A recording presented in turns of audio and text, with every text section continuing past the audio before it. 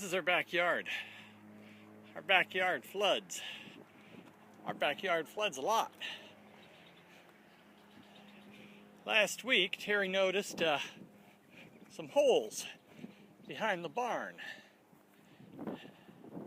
Sinkholes. So we went out to take a look at them. We'll walk around the back of the barn and show you what we found. This is a cave area, so we figure there are caves around here. Maybe a cave in this hill behind our property. Glad I don't own that house.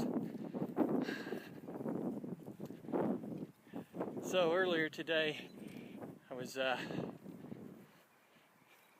doing the taxes, and then after getting back from lunch, we thought we'd go out and look at the holes, and I thought I'd probe to see if there were more sinkholes. But I brought a shovel along with me, and that's usually a bad idea.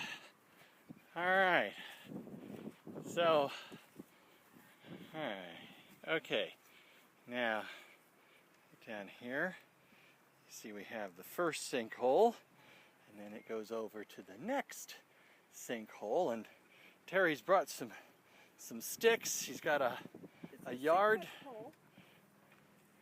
Okay, this is a pole, and I'm going to pull it out. Okay. It's hard to tell. So it's about a yard deep. Looks like we've got a yard stick here. Yeah. So that sinkhole's a yard deep. Now this one here, this one is, oh, yeah, and it's about a yard deep. Now initially, this first sinkhole, oh here, Terry's doing the stick. Oh, I can't, it's too buoyant. It's too buoyant, it's too deep. There you go, it's about a yard deep. Alright, so initially the first hole was pouring into the second hole over ground, but I thought, well, I have a shovel, I'll just widen it. And so I did. And then over yonder we have a creek, and I thought, well, why not dig a trench from this hole down to the creek.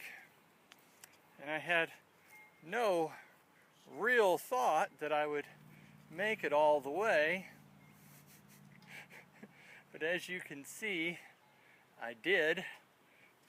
And here, let me about 30 feet. Yeah, as with all trenches, it just starts with one trench wide, one shovel wide. And then there's a bit of a hill here, and I dug right through it, and now it is pouring down. Terry's asked how long it's been running, and it has been running literally since I finished drilling or digging the hole. So which is? Well, I started around 1:30. It's maybe 3 o'clock now. Yeah, and it shows no sign of stopping. So an hour and a half, and those holes are no shallower than they were before. And I think we just have discovered a permanent creek bed that I just made, which I think is really cool. Yeah. And I buried it too.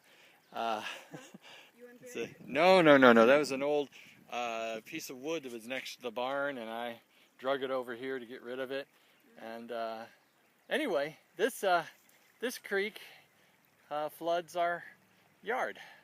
But initially, it didn't have a creek bed here. I dug 1 spade wide, and over a few years, the water has done the work for me, and it has etched out a full creek bed. And now we've added to it. And I am really hopeful that now my barn will not be destroyed. Instead it will just fall into ruin because I don't take care of it. Alright. This is amazing. Hear that sound? That water rushing? That is so cool. Anyway, what I'm hoping is that come the next rain, which should happen next week, that our yard over here will remain dry. I need to move those daffs over to this side for me later. Yep, got your daffodils ready. And with that, that is, the source is the Nile. And Terri, you can just hold this so that they can see indeed that I have been exploring in darkest Africa, and I have succeeded. Yay. All right. Enjoy. Have a good day.